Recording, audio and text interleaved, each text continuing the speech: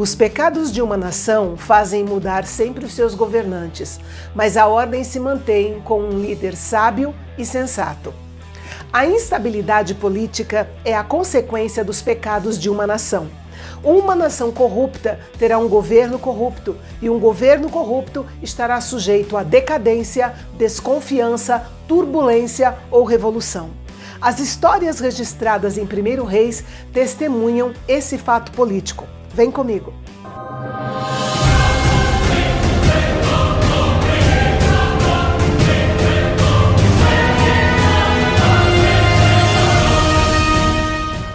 Olá, benditos! O que nós iremos ver nos próximos capítulos é um verdadeiro desfile de reis, na sua grande maioria desobedientes.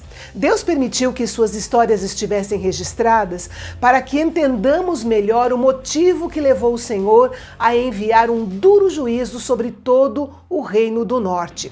O capítulo de hoje começa falando de Jeú, que aparentemente teve uma longa carreira como profeta.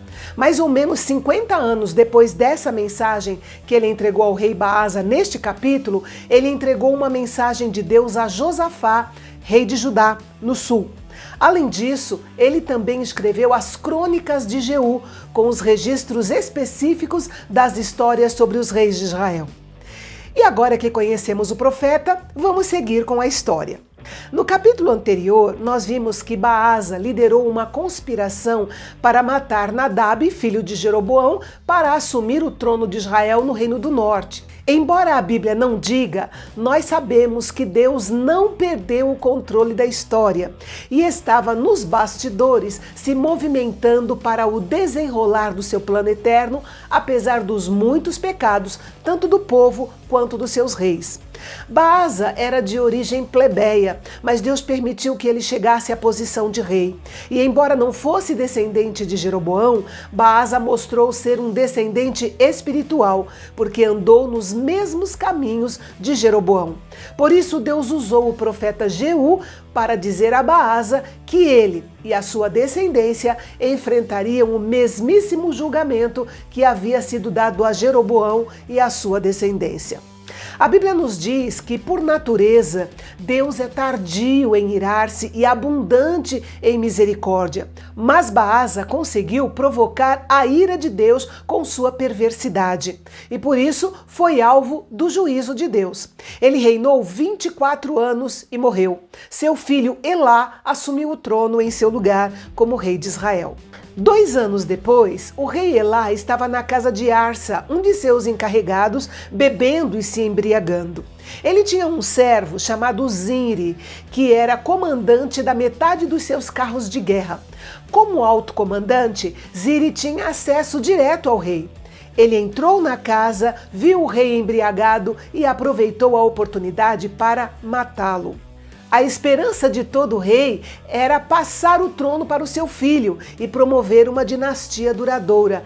Mas porque Baasa, pai de Elá, foi um rei perverso, Deus não abençoou sua dinastia e seu filho reinou apenas 2 anos. Zinri se tornou o novo rei de Israel e foi morar em Tirza. Assim que assumiu o trono, Zinri matou todos os descendentes de Baasa. Esse massacre foi um cumprimento exato da palavra do Senhor através do profeta Jeú. Veja que em menos de 50 anos, as 2 primeiras dinastias do reis de Israel chegaram ao fim, com sua descendência completamente exterminada. Deus pretendia fazer da condenação deles um exemplo para aqueles que viriam depois deles. Quando o povo soube da conspiração de Zinri e da morte do rei Elá, eles elegeram Omri, que até então era o comandante do exército, como rei sobre Israel. O povo, principalmente o exército, não queria Zinri como rei sobre eles. Por isso, rejeitaram a sua autoridade, elegendo Omri como seu rei. Omri, então, reuniu o exército e cercou a cidade de Tirza, onde morava Zinri. Quando Zinri viu que não tinha saída, foi para a fortaleza do Palácio Real, ateou fogo no palácio e morreu lá dentro. Ele reinou apenas 7 dias. E a Bíblia deixa registrado que ele cometeu os mesmos pecados de Jeroboão. Depois disso, o povo ficou dividido em dois partidos. Metade do povo queria que Tibni reinasse e outra metade queria que Omri reinasse.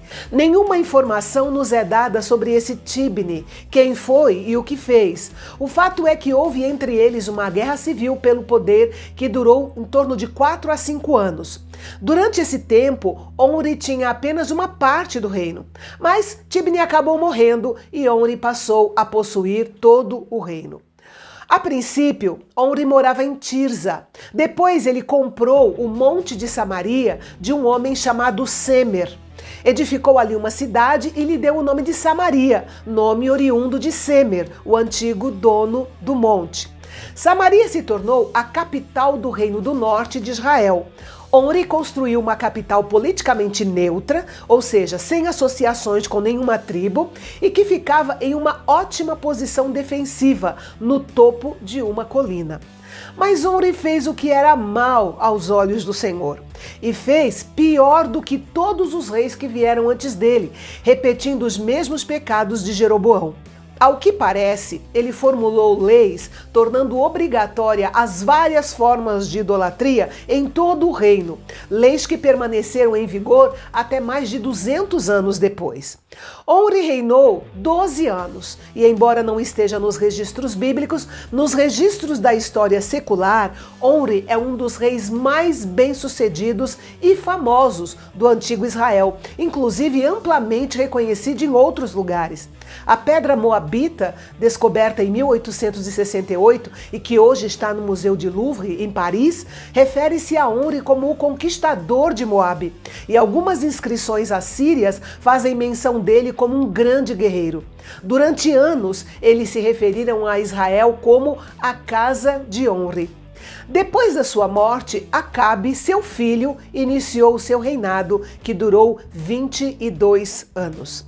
E eu quero abrir um parêntese aqui, porque você deve estar se perguntando, e o Reino do Sul? O que estava acontecendo por lá? Lembre-se que Asa, o rei do sul, reinou por 41 anos. Durante esse tempo, houve 7 reis diferentes no Reino do Norte. Então, o escritor vai voltar à narrativa do Reino do Sul, Judá, apenas em 2º Reis, ok? A Bíblia diz que Acabe, filho de Omri, fez o que era mal aos olhos do Senhor, mais do que todos os reis que vieram antes dele. Veja que cada um dos reis anteriores de Israel andou no mau padrão de Jeroboão, mas Acabe distinguiu-se por ser pior do que Jeroboão. E para completar, ele se casou com Jezabel, filha do rei dos Sidônios, que levou ele e a nação a uma profunda idolatria.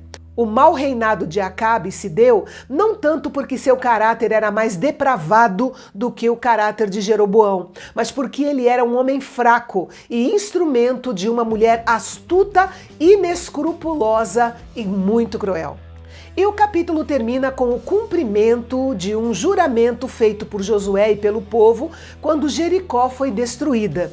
Naquele tempo, Josué fez o povo jurar e dizer: "Maldito diante do Senhor seja o homem que se levantar e reedificar esta cidade de Jericó. Com a perda do seu primogênito, lançará os seus alicerces, e à custa do filho mais novo lhe colocará os portões." Um homem chamado Iel, de Betel, reconstruiu Jericó. E quando ele lançou os alicerces da cidade, morreu Abirão, seu filho mais velho. E quando ele colocou os portões de Jericó, morreu Segube, seu filho mais novo.